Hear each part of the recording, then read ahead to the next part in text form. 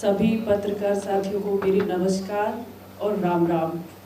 बहुत खुशी हो रही है आप सभी से मिलके और बिग बॉस के घर में जो 33 दिन का मेरा सफ़र रहा उसके बारे में मैं आज खुलकर आप लोगों से बात करने वाली हूँ। बड़ी इच्छा थी, जो चीज़ें मैं वहाँ प्रेस कॉन्फ्रेंस के दौरान जो घर में हुई थी वहाँ नहीं बता पाई, उन चीज़ों का जिक्र मैं यहाँ करने वाली हूँ और बहुत खुल के चाहती हूँ कि आपसे बातचीत करूँ, घर के बारे में बताऊँ, कुछ अपने बारे में भी बताऊँ। तो हम लोग शुरू करते हैं। सोनाली जी, आपको वो लाइट चल दिख रही है वहाँ ठीक सामने देखना, सवाल लेफ्ट राइट से आ जाएंगे। तो सबसे पहले ये सवाल सोनाली जी कि क्या वो घर प्रेस कॉन्फ्रेंस में वहाँ या घर के अंदर ऐसी कौन कौन सी बातें थी जो आपने खुलकर नहीं बता पाई, एंड आज यहाँ पर अगर आप प्रेस के सामने ब्रीफ कर सकें? जी, पहले मैं 1 मिनट में अपना इंट्रोडक्शन देना चाहूँगी। मैं हरियाणा के एक छोटे से गांव में मेरा जन्म हुआ और बहुत छोटी उम्र में 17 साल में मेरी शादी हो गई थी। और शादी के बाद जो परिवार मुझे मिला, बहुत अच्छा परिवार मिला। उन्होंने मुझे आगे बढ़ाया। जब मैंने इच्छा जाहिर की कि मैं समाज सेवा के क्षेत्र से जुड़ना चाहती हूँ और एक्टिंग लाइन में भी जाना चाहती हूँ, तो मेरे हस्बैंड ने, मेरी मदर इन लॉ ने मुझे बहुत सपोर्ट किया। हालांकि कुछ सालों तक घर से परमिशन नहीं मिली, क्योंकि हरियाणा में कुछ परिवार ऐसे होते हैं कि घर की बहू बेटियों को बाहर नहीं जाने का अवसर देते। लेकिन मेरे कुछ साल तक मनाने के बाद मुझे वो अवसर मिला और मैं पिछले 12 साल से एक्टिव पॉलिटिक्स में हूँ और भारतीय जनता पार्टी में नेशनल स्तर पे मैंने कई पदों पे रह के पार्टी के लिए काम किया है, जिम्मेदारियां निभाई हैं और उसी के चलते मैं आज हरियाणा में वाइस प्रेसिडेंट हूँ महिला मोर्चा।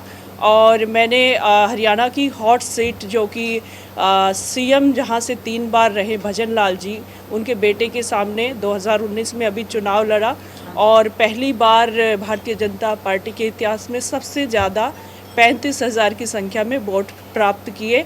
और हरियाणा में की राजनीति में गूगल पे सर्च की जाने वाली सबसे बड़ी पर्सनैलिटी पॉलिटिशियन गूगल पे मैं 2019 में रही हूँ।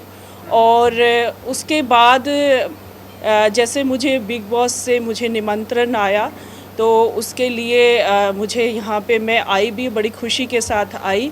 तो पीछे का जो मेरा सफ़र था, कुछ राजनीति के साथ साथ मैंने एक्टिंग लाइन में भी काम किया। जैसे मैं दूरदर्शन हरियाणा में 3 साल के लिए एंकर रही, एक हिंदी कार्यक्रम की, और मैंने 3 फिल्में भी की हैं, जिसमें एक फिल्म जिमी शेरगिल के अपोजिट मैंने काम किया, दूसरी में मैंने रवि किशन के, और एक हरियाणवी फिल्म छोरियां छोरों से कम नहीं होती में सतीश कौशिक जी के डायरेक्शन में मैंने काम किया। और जी टीवी के 2 शो भी किए मैंने, अम्मा और टशने इश्क में थोड़ा काम किया। तो ये सब चीज़ें साथ साथ मेरा एक्टिंग करियर भी चल रहा था और राजनीति भी चल रही थी, वो आज भी कंटिन्यू है, दोनों चीज़ें साथ चलती हैं। और कुछ लोगों को गलतफहमी होती है कि मैं टिकटॉक से राजनीति में आ गई, कि मैं टिकटॉक स्टार रही तो राजनीति में मुझे बीजेपी ने टिकट दिया, जबकि ऐसा नहीं है। टिकटॉक एक एंटरटेनमेंट का हिस्सा था, जो मैं मेरे मन की जो इच्छाएं थी, गाना गाने का शौक़ रखती हूँ, डांस करने का शौक़ रखती हूँ, वो टिकटॉक के माध्यम से मैंने अपने आप को वहाँ पे दिखाने के लिए या अपने आप को एंजॉय करने के लिए वो सब चीज़ें की। और अब जब बिग बॉस के घर में मुझे जाने का अवसर मिला, तो मुझे जो जीवन में पहले कभी एक्सपीरियंस नहीं रहा, वो चीज़ें मैंने वहाँ दिखाई भी दी और मुझे कुछ सीखने को भी मिला। और मुझे लगता है कहीं ना कहीं मुझे एक मजबूती भी मिली शो में जाने से।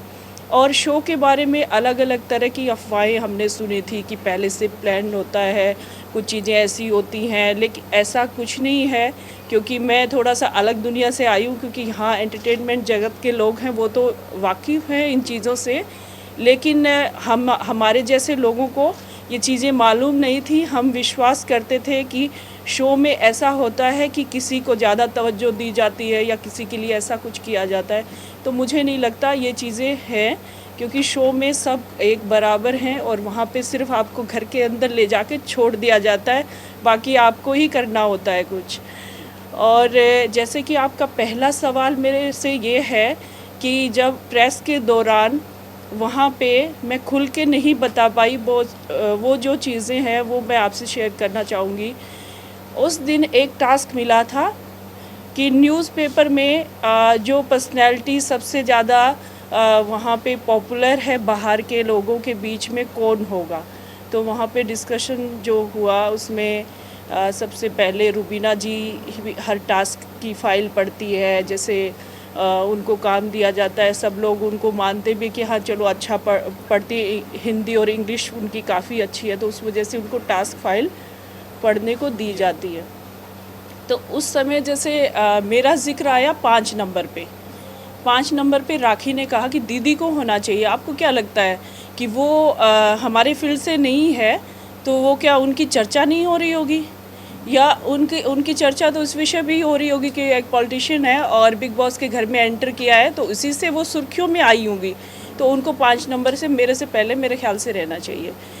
उसके बाद राहुल और अली ने मुझे सपोर्ट किया इसमें, लेकिन रुबीना जी के द्वारा इसको इग्नोर कर दिया गया। उन्होंने कहा नहीं, हम नहीं मानते इनकी चर्चा हो रही होगी, क्योंकि ये बहुत लास्ट में आई हैं और बाकी लोगों की ज़्यादा चर्चाएं रही होंगी, क्योंकि 4 महीने से सब चल रहा है। तो वहाँ पे मैं ज़्यादा कुछ मैंने बोला नहीं। मुझे लगा कि चलिए ठीक है, ये लोग ज़्यादा पॉपुलर हैं तो इनकी तस्वीरें यहाँ पे लगनी चाहिए, उसको छोड़ दिया गया।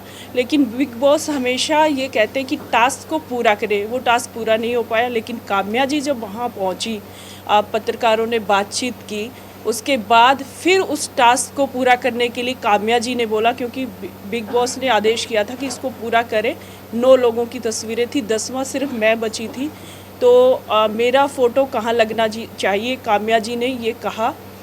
तो उसमें फिर सब लोग उठ खड़े हुए। अर्शी खान ने सिर्फ बोला कि सोनाली जी को होना चाहिए, इनमें से किसी एक जगह पे आप इनके बारे में हम अपनी राय देना चाहते हैं। लेकिन उसमें किसी की सुनी नहीं गई, क्योंकि रुबीना जी ने फिर से घुमा दिया मुद्दे को और उसको वहीं क्लोज़ कर दिया। तो मेरा ये सोचना है कि काम्या जी को उस बात पे ज़ोर देना चाहिए था कि इस टास्क को जब मुझे दिया गया है ये कार्यक्रम, तो इस टास्क को मैं पूरा करूं। तो वहाँ पे थोड़ा सा मुझे इग्नोर किया गया।